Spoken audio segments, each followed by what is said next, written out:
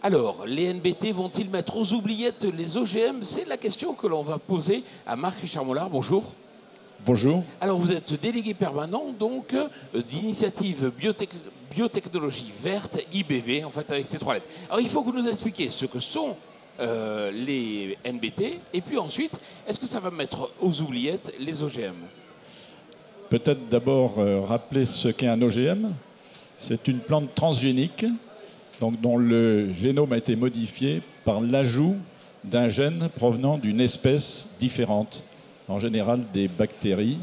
C'est ce qui donne des maïs résistants à des herbicides ou à des insectes. Qu'est-ce que c'est que les NBT?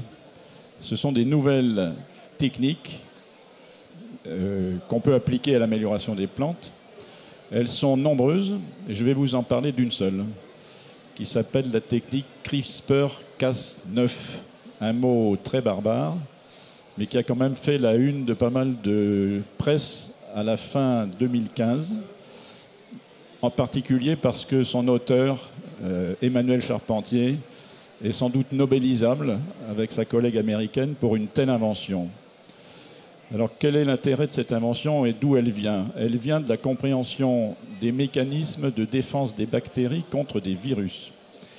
Et l'exploitation de cette information-là, de cette connaissance, va permettre de faire l'édition de gènes, c'est-à-dire d'intervenir au niveau de l'ADN d'une manière extrêmement précise, au niveau d'un seul nucléotide, de plusieurs, ou même complètement de changer un gène par un autre.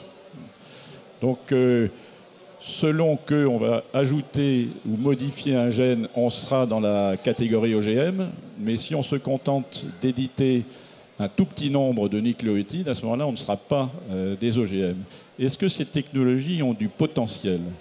Ces techniques ont des potentiels absolument gigantesques, d'abord en médecine humaine et en pharmacie. On va pouvoir traiter des maladies comme la drépanocytose, comme la leucémie, comme des cancers, comme le sida. Les perspectives sont immenses. Les perspectives sont aussi immenses pour l'amélioration des plantes, en particulier si on comprend la chose suivante.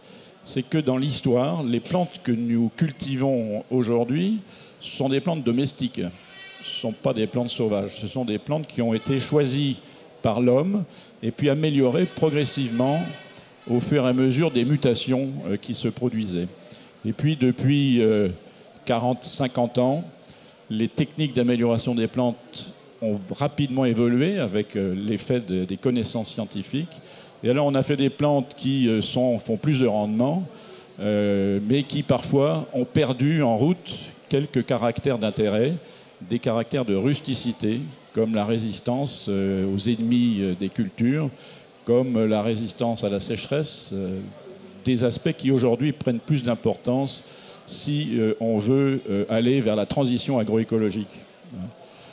Donc avec cette technique CRISPR-Cas9, on va pouvoir en fait faire beaucoup de choses qui seront non invasives, c'est-à-dire sans avoir à ajouter un gène étranger.